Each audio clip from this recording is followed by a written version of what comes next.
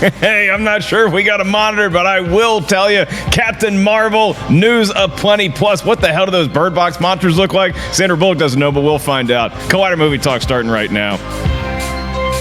Very exciting day here for us. I assume that we are on air now. Look, guys, sometimes you have a technical snafu. That's not going to stop me, nor my undercover cop leather jacket from introducing Jeff, the Sneider. Sneider over there, a man who braved the queso dip at Chipotle. That is Mark Reilly, a man who I'm not sure if you venture into the world of cheese dip. What do you think about it? The Chipotle cheese dip is fantastic. Okay. You don't like it? I have never attempted it. It's queso good. It's queso. Yeah, Queso good. Makes my man boobs a little pudgy, so I'm going to stick away from the queso, but we are going to get right to our first story today, and that is all about Captain Marvel. Now, if you're a college football fan, you no doubt are aware that Clemson defeated Alabama last night, but in the world of comic book movies, the biggest news was not from the game or any of its quarters. Nay, it was in between quarters 2 and 3 when ESPN/ABC/ the friendly monopoly known as Disney debuted a new trailer for Captain Marvel, and we got a look, yet another look at Brie Larson as Captain Marvel, who is ready to save the world, and if it takes punching old ladies to do so,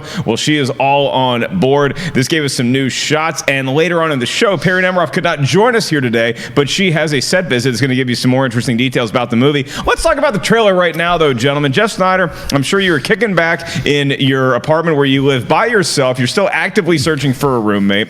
Did you I'll take anyone listening out there. Captain Marvel. Shocker, you can't find anybody. Yeah, listen, what is this? The 7th trailer, the 9th trailer? It's a lot. It looks good. I'm interested in seeing this movie. This doesn't look like the sort of comic book movie that I would just easily dismiss. Brie Larson looks super invested in this character. I like what I've heard about this movie as far as it's shaping up to be like a 90s action movie or a 90s buddy cop action movie, like a 48 Hours or Lethal Weapon. At least that's what I saw, on the interwebs today.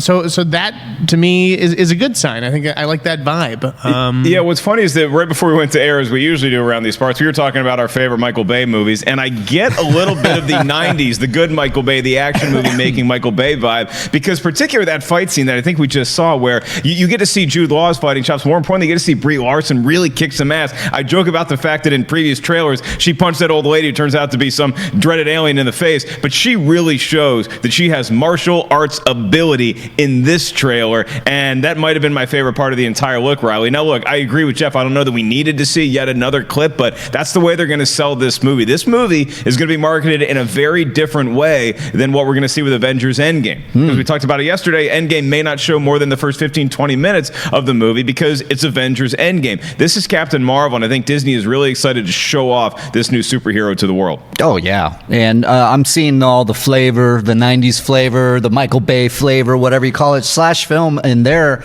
write-up. Some of the producers, the executive producer brought up RoboCop as an inspiration. If you're telling me that Captain Marvel has some RoboCop kind of flavor to it, would you buy that for maybe I'd buy that for what's the line? I'd buy that for $2. I want my $2. No, that's not it. That's Mark the other Reilly movie. nailing the RoboCop line. Yeah. Way out of the stadium. Our takeaway from the trailer, is it any different than what we've seen before? Because I got to be honest with you, I'm watching the game last night and I see that there's an exclusive look at Captain Marvel, and I almost didn't want to watch it because I don't need to see anymore. I knew we were going to talk about it today, so work supersedes. Would you recommend to your pals, your buddies, just random people who may want to go see this movie that this is a trailer you should look at? Would this trailer sell a newbie on the movie? It would for me. This is my favorite trailer of the trailers because I got a lot more story. I felt a lot more humor. I saw a lot more of Brie Larson just really enjoying the part. It was kind of set up in the first one where she's like badass and she's like into it. And then the second one was, I don't remember responding too well, or if I can't remember if it was the first or the second. But this third one was, you get Clark Gregg, you get a little bit more Nick Fury. So I'm loving the story thread that's happening here, and I'm starting to look at it as like, how is it going to connect to Avengers Endgame? Of course, I'm going to do that, but the main point is just watch this trailer, enjoy it. Yeah, show your friends. I'm going to show my mother. That's how confident I am. Let me ask you this: Was Ben Mendelsohn in this trailer? Was he? I don't know. As a Skrull? I don't think so. So my problem with the Captain Marvel marketing thus far is that they have not really sold me on the villain. We've only seen glimpses of Ben Mendelsohn. The best movie villains, like, it's not just a race of people. Like, to me, she needs a villain to match up against rather than just like the Skrulls. She's fighting the Skrulls. No, I need more of a figurehead, more of a villainy presence. So I'd like to see more from Ben Mendelsohn. I don't think Annette Bening was in this one either, was she? No. Yeah, so I actually think, again, this isn't a trailer, it's a special video. I preferred trailer number 2. I thought that was the best one. But here's what has me excited. So there was a quote. I guess we're going to talk about Perri's set visit soon. Yeah. But I'm looking at the playlist here, and Ryan Fleck, the co-director of this movie, is saying that it's set in the 90s. Tony Stark hasn't figured out. Sam Jackson is a much younger version of Nick Fury, and Tony Stark hasn't figured out how to become Iron Man yet. Right. So he's kind of hinting at a possible Tony Stark cameo. Well, that's the exciting thing to me. I mean, we know what Marvel can do with de-aging, and that's right. I mean, it would be a quick Tony Stark cameo because at this period in Tony Stark's matriculation, he ain't a superhero yet. Right. He's kind of a douchey playboy. However, as far as the villain goes, I don't think that they need to market a villain here if you're leading up to the movie, because prior to Thanos in Avengers Infinity War, did we ever really see maybe Loki is the only other villain I can think of, and maybe that's been the complaint of the MCU movies. If there has been one, it's that the villains don't really live up to it. But these movies have always been marketed on the strength of the superhero or the team of superheroes more so than the villain, and it seems to have worked out for them so far. Listen, everything's worked out for Marvel, but does that mean that they're above criticism? Because they're raking in billions of dollars? No. I, as a moviegoer, appreciate villains. I'd like to see more of Ben Mendelsohn. That's it. He wants to see a villain. You agree, Riley? Well, I mean, I hear you. I don't necessarily agree because I agree more with Ellis that, this is about Captain Marvel, so we're getting that. We're getting the Marvel sweaties enjoying the first look at Clark Gregg finally, Samuel L. Jackson with the de-age technology and learning a lot more of Nick Fury. And I think the Skrulls for the Marvel hardcore, they know right now. Skrulls, I'm in. But I'm with you too. But that's not who you have to sell the movie to, Mark. You have to sell the movie to people who don't know what the hell the Skrulls are, like me. I have no idea. Do you think Ben Mendelsohn is going to sell the movie then for other people? No, but villain, good, bad. That's how people. That's what stories. I think it's a recognizable villain. I think you have a great point, because going back to another Ben Mendelsohn movie, Ben Mendelsohn in Rogue One did not necessarily sell Rogue One.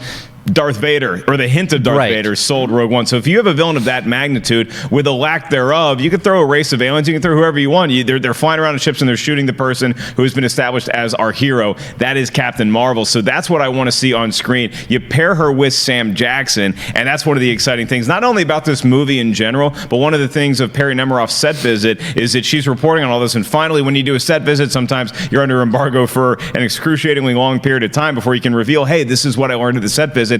That was one of the items that Perri took away from there, is that Sam Jackson is going to get a lot of his backstory as Nick Fury in this film. Now, they wanted to make it clear this is Brie Larson, Captain Marvel's movie, but a lot of times it does have a two hero lethal weapon kind of vibe where they're discovering each other. And Nick Fury, and the way that he wasn't always the Nick Fury that we know with the eye patch, he had to learn how to be the leader of S.H.I.E.L.D., of a group of superheroes, and we're going to get to see a little bit of that. All right, but I know that this is Captain Marvel and Brie Larson's movie, but at the same time, we said the same thing about Black Panther and Chadwick Boseman, and sorry, Black Panther is the worst part of his own movie. He like everything around Black Panther to me stood out, and so I actually like the pieces around a title character a little bit more. Well, that's the way that Marvel has a lot of their movies recently, anyway. Riley, is that you have the name of the hero on the poster, but Captain America: Civil War is a whole lot more than Captain America, right? And I think that's probably by design, Sneider's, that we're not seeing Mendelsohn yet, because there might be a look that they want to hold secret. They want to show some of the effects. Maybe they want to save Mendelsohn for the movie. I bet we'll get something. Then we're going to start to get into these TV spots. They're going to start dropping every day, and we're going to start to see little tiny shots that we haven't seen. Maybe there's the smoke clearing and it's Mendelsohn. I'd like to see him too, but I think that's part of their bigger design. I think it's the lethal weapon, Sam Jackson, Nick Fury, Brie Larson, Captain Marvel dynamic that I think is going to sell this to the major audiences out there. And that it's a taste. That was my only point. Is that I left Black Panther talking about Winston Duke and Letitia Wright and Michael B. Jordan, right. and so yeah, I'm curious about Annette Bening and Jude Law and Ben Mendelsohn. Yeah. Well, as far as those characters go, something else that Perri noted in her set visit was that you're going to be seeing some of the supreme intelligence as it's known in the comic book lore, which is very interesting. Jude Law intimating that he's going to have a lot to do with that sort of divine element in the movie. So I'm going to give you guys another piece of information that Perri brought to us. So you have the supreme intelligence factor, but then you also have the secret invasion. That's a crossover storyline where a lot of these the Skrulls invade Earth, and the way that they invade Earth is that they look like some superheroes that we're very familiar with. So it's almost like Invasion of the Body Snatchers kind of thing. Which of those 2 points do you more want to see featured in Captain Marvel? Are you intrigued by the supreme intelligence factor, this divine sort of mythology, or is it the secret invasion, Reilly? It's the secret invasion. I had a feeling you might say that. It's a great run of the series. It's tricky though, because if we set up in Captain Marvel Secret Invasion, and then let's say in Endgame, it's revealed that one of our heroes that we've been rooting for 10 plus years, has been a Skrull the whole time. I wonder how that would land with audiences. Is it Hawkeye? Did a Skrull come down here and start a family? Maybe. I don't know. I don't know if they're saving that or they're kind of putting a little button on it, and then we're going to explore it after this phase, after Endgame is done. I don't know how they're going to do it. That's what intrigues me the most. But over to the Supreme Intelligence, I know in the comics, this is what's interesting. At one point, if I remember correctly, Supreme Intelligence was created by the Kree, and they wanted to create a cosmic cube. So I'm wondering if we're going to get some origin stories of building things that might come in handy for the Endgame. Maybe it has something to do with other movies, that Easter eggs have popped up. I don't think it's Infinity Stones, unless, they created the Cosmic Cube, which is the Tesseract. I don't know. I'm not too up on my lore there, but this is some of the stuff. I don't even know what you're talking about, Reilly. Blowing mind. I don't even know what you're talking about. I know, because I didn't bring up Ben Mendelsohn in this. So you tuned out through my whole comics line. Tesseract, the Cosmic national Cube. champions. Let me do this. Let me go back into a simple Max Protect package, and I'll just ask Jeff Sneider this question: is that what Reilly was saying about Secret Invasion, how that could potentially tie into Avengers Endgame? Yeah. The quotes that we have, you can check out Perri's full detailed over set visit on Collider.com. That's a very interesting premise to me. Is that one of the heroes, and they maybe even had their own movie or series of movies made about them, could in fact be undercover for an alien race. Do you think that sounds out of the realm of possibility? No, I think that it actually sounds really cool, like a bit of a retcon. It's a total retcon, but would you feel cheated? Would you, let's say your favorite, because there was a lot of Hawkeye stands out there after, Avengers Infinity War. They're like, where's my Hawkeye? And then he shows up in Endgame and everybody lost their mind. Now, what if it's revealed that he's a Skrull? Or any interesting story beat would entice me, because I felt like I was cheated at the end of Infinity War, where I got half a movie. Yeah. So movies. I am definitely interested in the secret invasion or whatever element and undercover identities more than any supreme intelligence, just because I think a lot of the people in the MCU are smart. Doctor Strange is smart. Iron Man's smart. Like, how much more smart can we get? A lot of intelligence, really good SAT scores with the MCU bunch. Let me ask you all this. Which character as a hero would it most break your heart to find out was actually some sort of sinister alien operative? Cap. Cap would break my heart. After everything we've seen, it's not going to be Cap. It can't be. It can. I would walk out of if it's Cap, and I invested all that time in Winter Soldier, where he's doing his good stuff, and he's like, "No, I got to take those helicarriers out because you're not doing this," and he's the right man, and then all of a sudden it's like, "Just kidding, he's a Skrull." No, I would lose my mind. I think that would be a pull the rug out from under you kind of moment. Hawkeye, I could get behind, because I don't know. He hasn't been that integral yet. We don't know what he's doing with Endgame. So I know he's Ronin, but I think it'd be Black Widow for me. Black Widow's another one. Scarlett Johansson can't be human. Yeah. Well, she's played a non-human before in movies, and it's worked out pretty well. The Cap thing. What if Cap died at the end of Winter Soldier, and then the first shot you get of Secret Invasion Cap is that post-credit scene where he goes and he's looking at the Cap museum, and he sees his old. I don't know. I'm just hold on. I'm just asking questions. We've done this before. I'm pulling the glasses off. You just blew my mind. That's actually that's not Not gonna bad. happen. That's not bad. It's not going to happen, but that's not bad. Yeah. We're just spitballing here. There's a lot of great comments that y'all are giving us right now in the chat room. Sky Patterson says that the third trailer of Captain Marvel, this is the third trailer. There's going to be one more sometime in February 2019 before the release of the movie. We anticipate that being the Super Bowl, and that's what Zayas B. Lou also says, that the final trailer would happen during the Super Bowl. That makes a lot of sense. You Why get a not lot of the eyeballs Oscars? on that. You know, you Oscars, have sure. March 8th. The Oscars could be another one. And then we also have, let me get it right here. Somebody said that they have low-cost refrigerators for sale. They in the do. chat room. So Can you forward Actually, that they to me need in an email? some sort of, well, Thank you. I'm actually selling a fridge too. Hit getting me a up. lot of nibbles here. You're selling a fridge? Yeah. Wow. Because So my you're gonna- apartment, when I got it, didn't come with a fridge. So then we had to buy a fridge, and then the roommate moved out, and I was like, I got to keep the fridge, but I got to get rid of the fridge. Or is your roommate taking the fridge?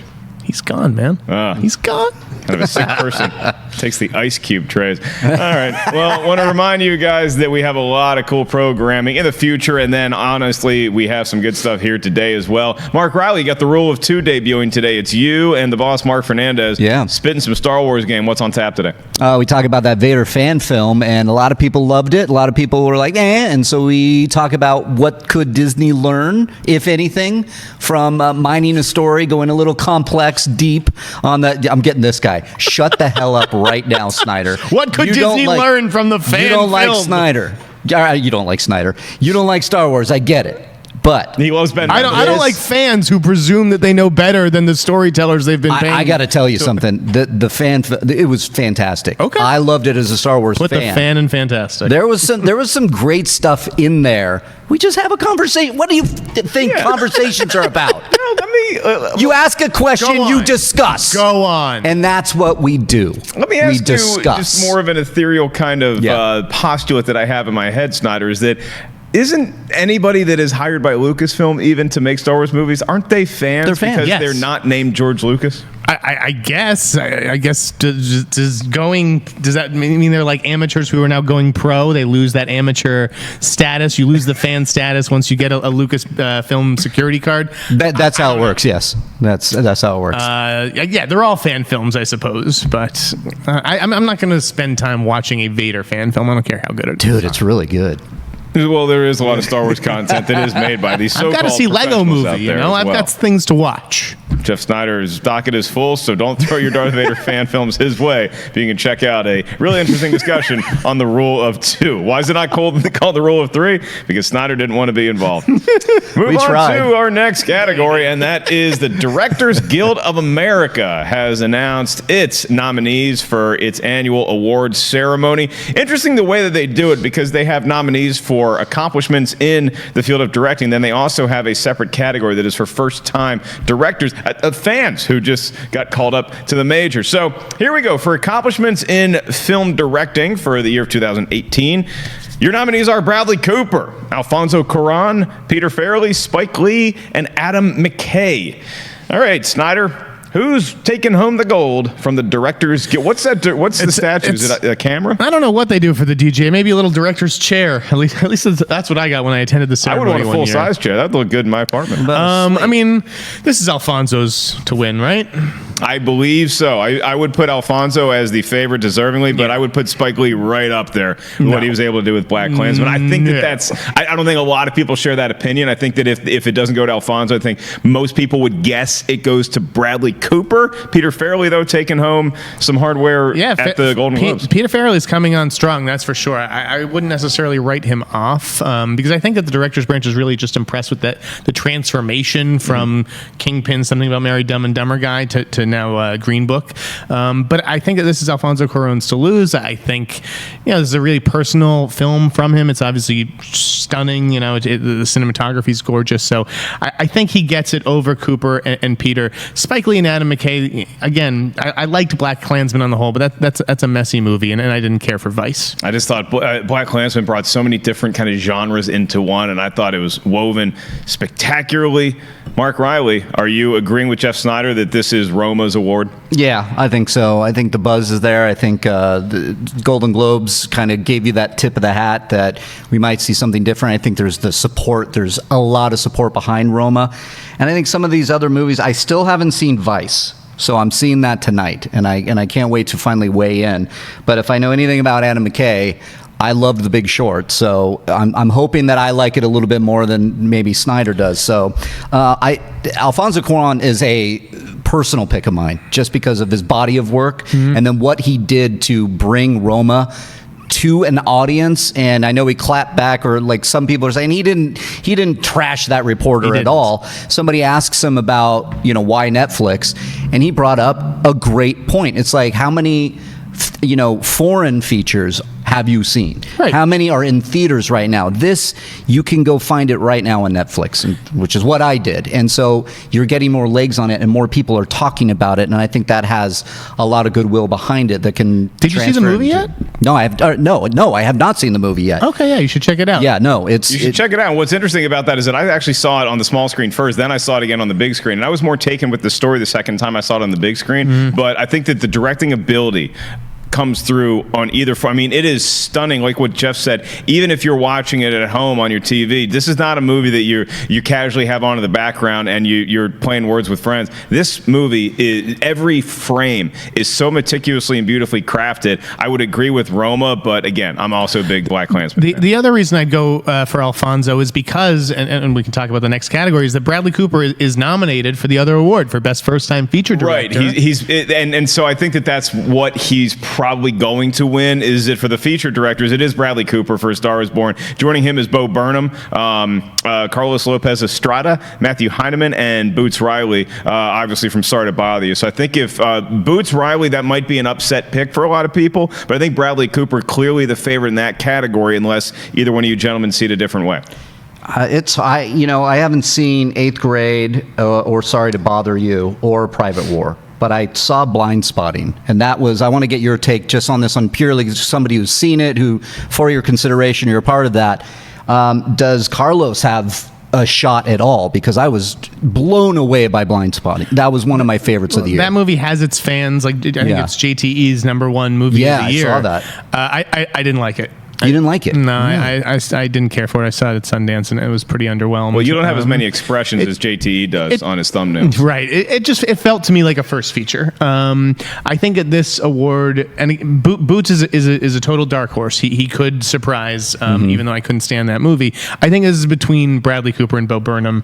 I think that the directors have a lot of respect for someone like Bradley Cooper, who can direct big budget, like commercial. It wasn't a big budget, but like big populist mainstream entertainment. And to do that and make it good and not have to resort to capes or Transformers or whatever.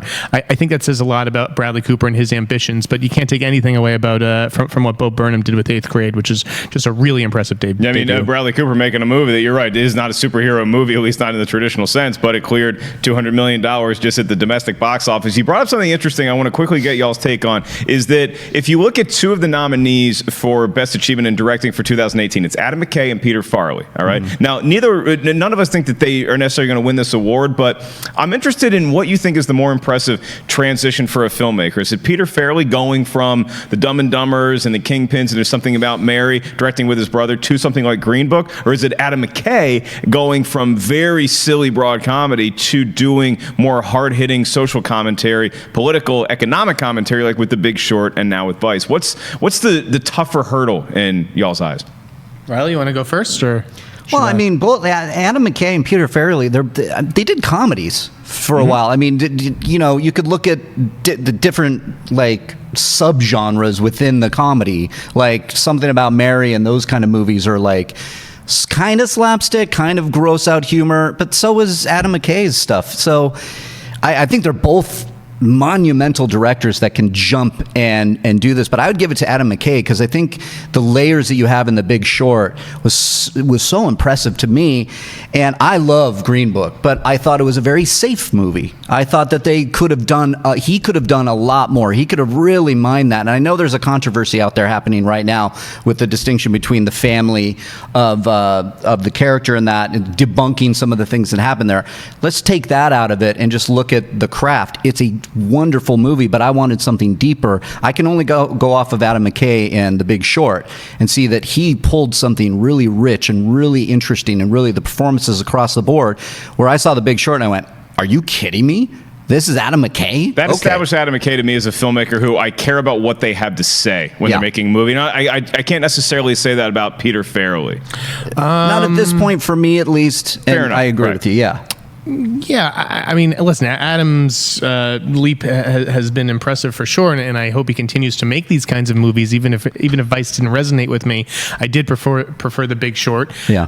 But I feel like you have to give him credit for doing it for The Big Short, not for Vice. Like, you know what I mean? Like Yeah, that's where I was coming from. Green Book is really totally different for Peter Farrelly, and you know his other movies, while they are like kind of gross out comedies, there is heart to them. There, you know, Something About Mary is a really good romance, and Dumb and Dumber is a really good movie about friendship. Yep.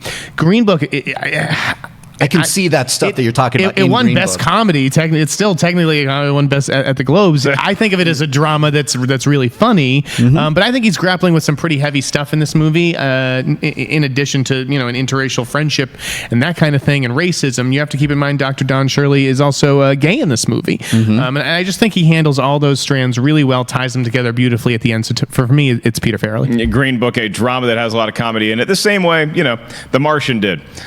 Come on, Golden Globes. Just get it. Just make the drama category bigger. It's not that hard.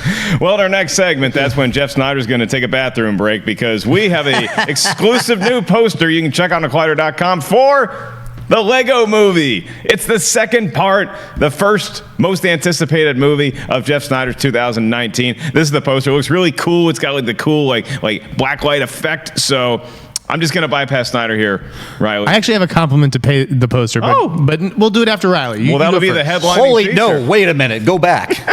I'm going to get this on, we're rolling right now, so that's fine. It is documented. Yeah, it is documented. I can't read on having it in front of me, but is the tagline, "They come in pieces"? Mm-hmm. Yeah. I think that's a very clever tagline, so props to whoever at Warner Brothers thought of that one. That's it. That's all I got. That's all. Very nice. To say, Riley, you was a fan very of the nice. poster? Yeah, I like the poster. Can I put it on my wall and light up my blacklight, and then we're gonna get this effect in there? Because then I'm all in. Well, I mean, I like the differences of it. I mean, yeah, looks good. I think if you did put this on your wall, I think that you might be down a roommate. And I think that maybe then you could move in with Jeff Sneider. Yeah, if you put this poster on the You back. can put up all the posters you want, but down one roommate and fiance, all in one fell swoop. what is Lego Duplo though? What is that? I'm looking at the synopsis. It says the citizens of Bricksburg are now in a Mad Max-esque Lego dystopia Duplo. after fighting off invaders from Lego Duplo. I don't know. I think the Lego Duplo are the smaller kids' Legos, so they're the big pieces that you can stack. Oh, okay. I think. Have you seen? I've made this point already on this show before this year. Have you seen how complicated Legos are? Yes. For the 5 to 8 year old I set. told you about my niece just dumping it on there. I just went. No, thank you. My nephew's like, Uncle Mark, you want to play? You want to help me build Legos? And I'm like, how about I play with them once you're done? Yeah. Yeah, I'm like an evil construction foreman, just like making him build all. You build it, and I'll come. Build the building. I'll come and wreck it. Yeah, I don't have the patience for Legos. Yeah, well, the movie looks really good. The poster's fine. It is what it is. Not going to go up on my wall anytime soon, but I am excited to see the movie. So you guys can check out the Lego Movie, the second part, and that comes out February 8th. Of this very year, less than a month. We're going to save some time for your live Twitter questions at the end of this show, so go ahead and start tweeting us right now at Collider Video. Use the hashtag Collider Movie Talk, and we move on to our last story, and that is about Bird Box. Everybody see it? According to Netflix, a lot of you did. 45 million people clicking on that thing. Just the opening week alone when it debuted on the streaming service, and there was going to be a monster. So there's some minor spoilers in here if you haven't seen Bird Box. There's these monsters that come to Earth, and if you see them, you immediately commit suicide. So that's why Sandra Bullock's running around with a blindfold, and she doesn't want the kids to look at anything either because bad things happen. Apparently, there was a version where you do get to see the monsters, which you don't in the actual movie. And one of the reasons why they did not show the monsters is because Sandra Bullock couldn't stop laughing at it when she was on set. And I think that they put a lot of effort into the creature design. The director says as much, but Suzanne Bier also said that they just couldn't get it up to snuff. And I think that this is a story. It's fine that it looks like, they said it looks like a fat baby or whatever. That's kind of looks like the baby's in Nothing But Trouble. Anybody remember that movie from the early 90s? John Candy, Dan Aykroyd, oh my God, Demi Moore, yeah. Chevy Chase. There's these fat, huge babies that are just wrestling each other. It's not a good movie, but the babies kind of make me giggle. That's what this reminded me of. Here's the point, though. All you kids out there want to make a movie? They had a creature they put a lot of energy and time into, and at the end of the day, the director said, you know what? This is just not up to the quality that we want for this movie, and we don't think it's going to have impact the same way. Doesn't this remind you all a little bit of maybe when a shark wasn't working on set, or when you had to use your imagination to get around what you originally had planned for the third act? I find this very impressive. How about you, Mark Reilly? Yeah, I'm glad. Just looking at that model or whatever you want to call that thing, you know, you look at it and you hear that Sandra Bullock can stop laughing, and you hear the director say, hey, you know, wasn't up to snuff. So you look at that and go, yep, I'm glad you didn't do it, because like your reference to Jaws, yeah, your imagination is a lot more powerful. I thought it was kind of like an entity, not necessarily a physical fat baby, but something that was like, they saw something in the clouds and it was something that could hypnotize you. That worked for me a lot better than that. But then again, I never saw it. What if it did? And they could shoot around shadows and angles. They only use moments of the baby, like Jaws. Maybe it would have been different, but we don't have anything to measure it against other than that thing. So I would say it's a good move that they didn't put it in there. Definitely a good move that they didn't put it in there. This is an atrocious design. I see what they were going for, but you know, like, so everyone sees a different monster. It's not like this big, ugly, veiny baby was going to be what everybody sees that makes them commit suicide. It was just right. for It was Sandra for Bullock. Sandra Bullock. Yeah, you were never going to see what everyone else is seeing. Right. And then at the end, you see Sandra Bullock's fear. You know, it has to do with motherhood and whatnot. I think it's a good thing that this isn't in there. I still think something needed to be in there because it was so anticlimactic to never even know what the heck everybody's looking at and is making them kill themselves. Fair enough. I've not seen the movie yet. Got to check that out soon. It's not a good movie. Honestly, it's like The Happening. I've heard it's like The Happening, really except is. better. So I've heard It's better than The Happening. I actually really enjoyed it. I did. Man, I thought the ending kind of fell apart at the end.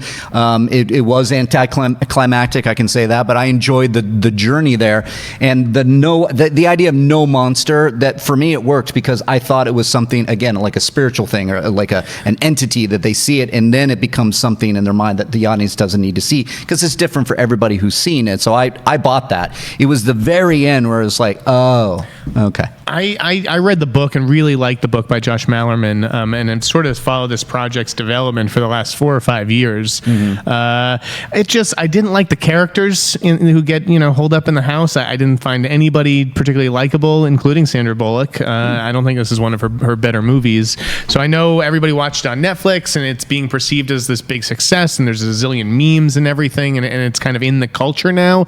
But to me, this is just another bad movie, kind of like Bright, that we don't need a sequel for. All right, Jeff Sneider. He is that guy who read the book and thinks the book is better than the movie. I am that guy. Everybody knows one. Jeff Sneider gets to be that guy. I hate it. At least for today. Well, the Bird Box was not the only movie or phenomenon in the world of entertainment that kind of took everyone by storm over the Christmas, New Year's holiday. It was also Bandersnatch, and you guys can check out the spoiler-heavy review of Bandersnatch that The Witching Hour did. That's Perri Nemiroff and Haley Fouch. Check that out right now. That's coming up soon. Is Collider Heroes got a whole new episode tomorrow, as well as this weekend at the world-famous Comedy Store. I'm pleased to announce once again that the Movie Trivia Schmoedown Awards, these are the awards celebrating the entire season that was in 2018. You guys can still grab tickets. We have a couple remaining. You can go to my website. You can go to markellislive.com, or you can go to the Comedy Store's website.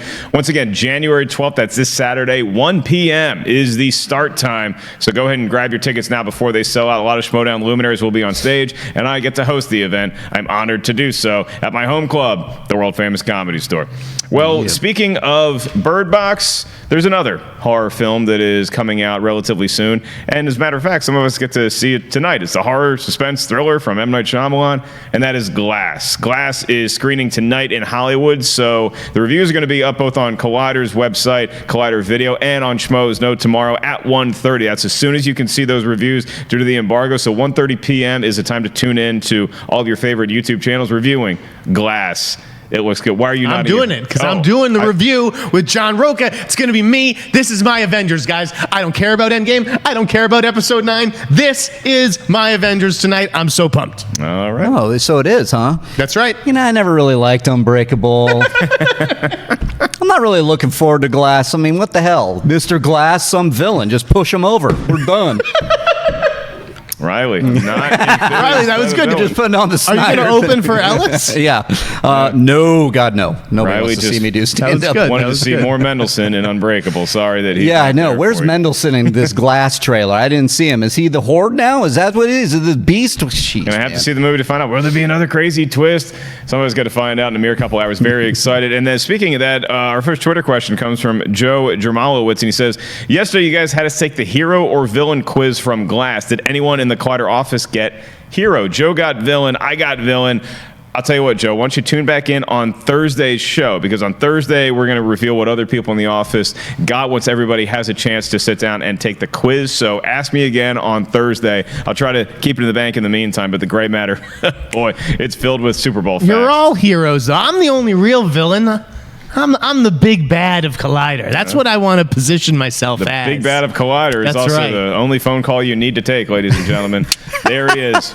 Andrew Williams is next up, and he's got a good great phone. question here. Fans are praising Captain Marvel for looking like a cool action 90s movie, but he says Venom was criticized for feeling like it was outdated, like it was made in the 90s. Is there a difference? And then he says, thank you guys, you're awesome. I'll take all that credit. So, question. you One more understand time. Is there a difference between what? Sorry. So Captain Marvel looks like it's a cool 90s action movie, and people are praising the trailers for that. And he says, but Venom was criticized for feeling like an outdated movie, like it was a comic book movie that was made in the 90s. Yeah, I mean, I heard the Venom criticism as positive, actually, that it felt like a 90s movie. So kind of similar here. So Captain Marvel looks, but that's just my experience. I don't know. I mean, I guess you could look at it as those cheesy 90s action movies that you have fun in the theater, but they don't, it's like eating cotton candy at the fair. You kind of leave and you're like, that happened, whatever. And it just kind of leaves you. Maybe Captain Marvel has that 90s feeling, and then it ties into Avenger, it ties into the MCU, and you feel a little bit more satisfied. I don't know. That's just, your results may vary. You know, Christian actually said that the Venom movie felt like a 90s movie, and he wasn't, I mean, he didn't love the movie, but he was like, yeah, there were some good parts. and Well, I whatnot. felt like it was a movie that was made in the 90s in the comic book realm. And what I mean by that is that I think that it's a movie where it's comic book movies have really been impressive since they came to the forefront in the mid to late 90s. I mean, the comic book movies in the 90s, there wasn't a whole lot of great ones to choose from. For every Blade, or even I'll throw X-Men in there that came out in 2000, you also had movies like The Phantom. Right? So Venom felt like they were still finding their ground as far as what the hell a comic book movie is. By contrast, action movies in the 90s, some of my favorite movies of all time. And I think that action started to become the action movies that we still know and love today, late 70s, but more so in the 80s. And so by the time the 90s rolled around, you had young filmmakers like a Michael Bay before he went crazy with Transformers money. And he started to make fun action movies that had a lot of quick lines, a lot of cool action. I think that's what Captain Marvel looks like. So it's the difference of a way a movie is made versus the way a movie actually comes off. For me, anyway. Jeff, you have anything to add to Andrew's question? Not really. No.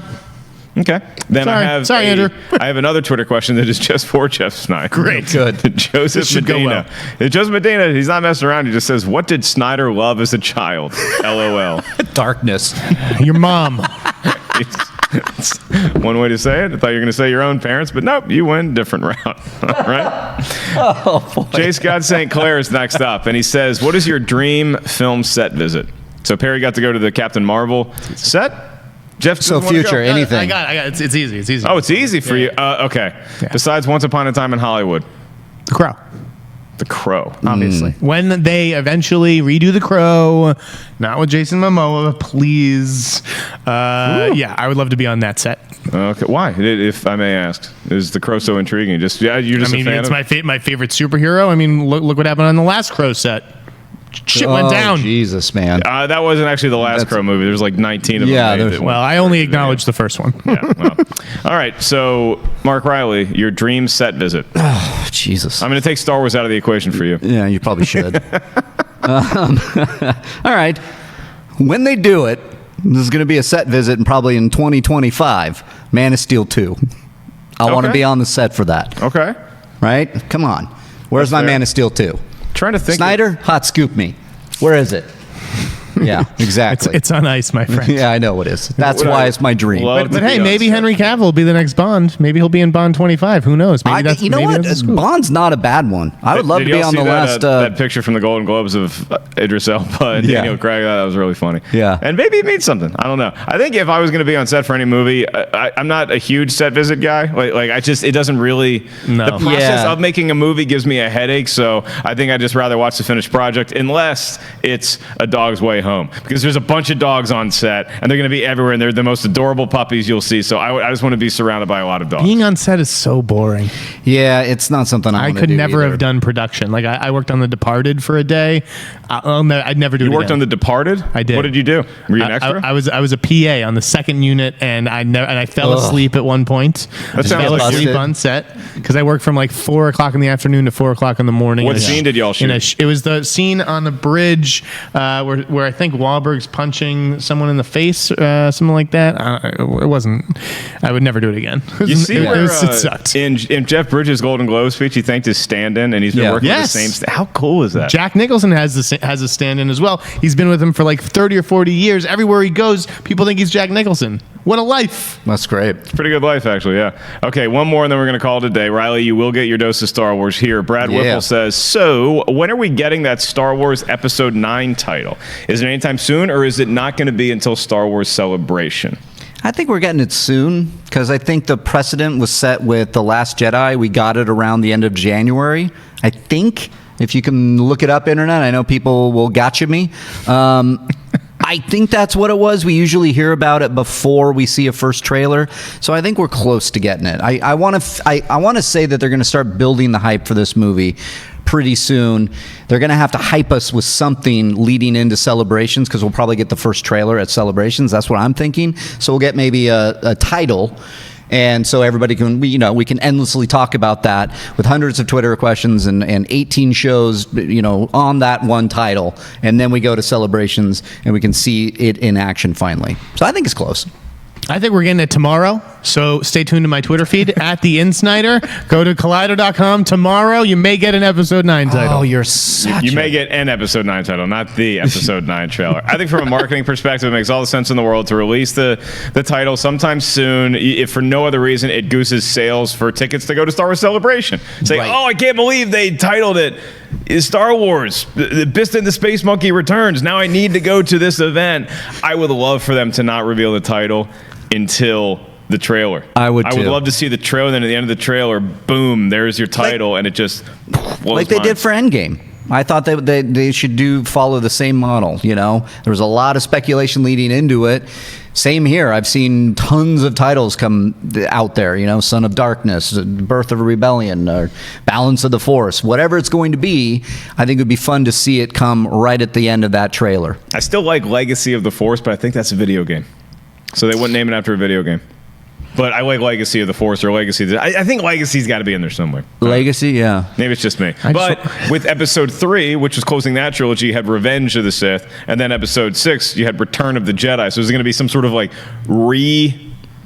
revenge, return, retread? I don't know. I think they're trying to bring in the kids with this one. It's going to be called Star Wars Thank You Next. Thank you. And with that, we are going to say goodbye to everybody tuning in today. Thank you for all your viewership, your comments, your participation on Twitter, on YouTube, and the live chat, following along right there in the action with us. That is Jeff Sneider. That is Mark Reilly, a.k.a. Who is Yodi. that? I know. You forget my name already?